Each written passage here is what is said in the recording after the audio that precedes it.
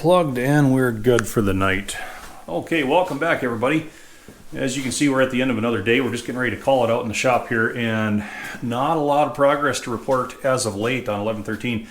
With the extreme cold weather we've been having, there's a lot more things that need to be addressed outside. It takes me away from the shop, and a lot more machines are breaking down, and when machines break down, I get busy. So there's been some extra hours at work lately, and just all the project related tasks that have to be done outside take so much longer because it's been so cold and things just don't like to work when it's that bad. So, but we have a little bit of progress to report. I got new oil seals for the PTO drive unit, several plugs over there, and you can see we're currently mocking some stuff back up here. I haven't repaired anything yet, but I've got the housing on the back of the transmission. Input shaft is in place, sliding collar, and we have a little bit of an access point here on top. We can look down and see exactly how everything is fitting together in there, because I'm trying to get to the bottom of some rather extreme wear that's on a few of those pieces. And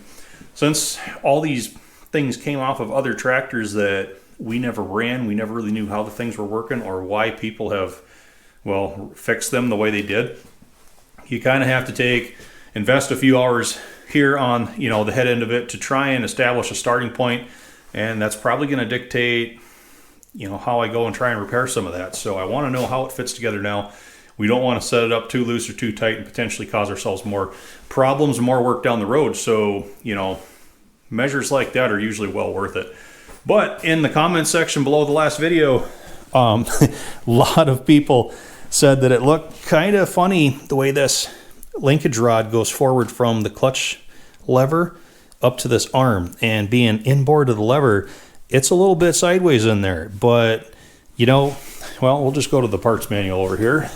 We have a pretty good diagram in there. I think we're around page 90. I've looked through this enough to pretty much know where everything is. 91 and 89. Sorry about that.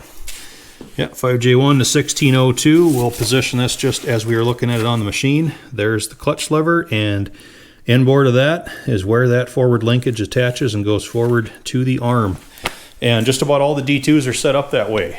To be honest with you, on the Iron Mistress, my slightly newer 5U, I have this forward linkage attached to the outside of the clutch lever because that's the way it was when I hauled it home, and that's just the way I put it back together. And to be honest with you, I can't tell the difference. The over-center feels the same on the clutch. The actuation is the same. The only thing I did notice is, when you get fenders and everything on these, it's not a very big tractor. And, when you have Sasquatch feet, kind of like I do, there's not a lot of room in the footwells. And I've noticed that with the rod being on the outside of the lever, it does come pretty close to the cuff of my pants. So yeah, I do like it better inboard. I probably won't switch the 5U around because it's been working just the way it is for years and years now, and that's just the way that one is. But yeah, there was a whole lot of questions about that, and I can see where it looks a little bit crooked, but then again, think of the physics aspect of it. Well, maybe I made it a little too dark in here, huh? What can I say? End of the day, we're getting tired. But see, the way the arm is going to pivot like that, it's probably getting a little bit better push in line with the arc of travel, with that being inboard over here and canting that in a little bit more rather than being pretty much straight there and then it's starting to hinge around. So, well, either way, I'm pretty well satisfied in my brain that it works regardless of what side you put that on the lever. But I can't sneak nothing past you guys, can I? That's that was a good spot on that. So the other thing I had was a lot of questions as to why the levers and handles on 1113 were so badly bent and broken, and wondering if it was just rough treatment or what have you. But so I've kind of addressed this a couple times in the comment section, but I've never really, put it in a video or anything. Where we found 1113 sitting when we bought it, there was a rather large, looked like a white pine tree right on the property line that was kind of a dead standing trunk, and the whole top of it, probably the top third, was missing. It had been broken off. I'm pretty confident that came down and landed right on 1113 at one point in time, because there was a ton of pine needles on everything. Lots of little pieces of broken off sticks and branches, and a lot of like shards of bark embedded into various different areas of the machine where I really wouldn't have expected to see it. And I'm pretty sure that's why we had the bent steering clutch lever and the snapped off main clutch handle with the handle still lying down in the footwell. We had, well, I took a little dent out of the valve cover back here. The exhaust extension was broken off. The intake manifold is cracked off at both ports. The air cleaner was bashed in. The top of the radiator surround, I kind of tried to do a hybrid word there, was dented in. I removed a dent from there, and I brought the dash up here today, so okay, get it over here in some better light. This is live, folks. We are prepared, right?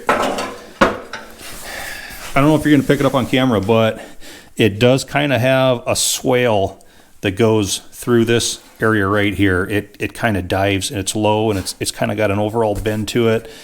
From what I can see, the upper portion of what's basically the dash panel is good. I don't see any dents or any low spots up there. Throttle lever looks pretty good.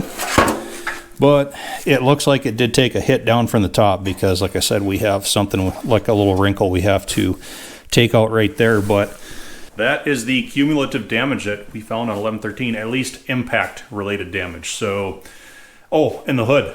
We never were able to find the hood. I'm thinking that just was obliterated too badly and went away. So, not a big deal because the hood for my grandpa's old D2 will fit just fine. I may have to do a little bit of weathering and some shading on it to kind of make it match a little bit better, but not a big deal. We did also have the rest of the tin work for 1113 that was off of the machine when we purchased it, but it was in a nearby shed.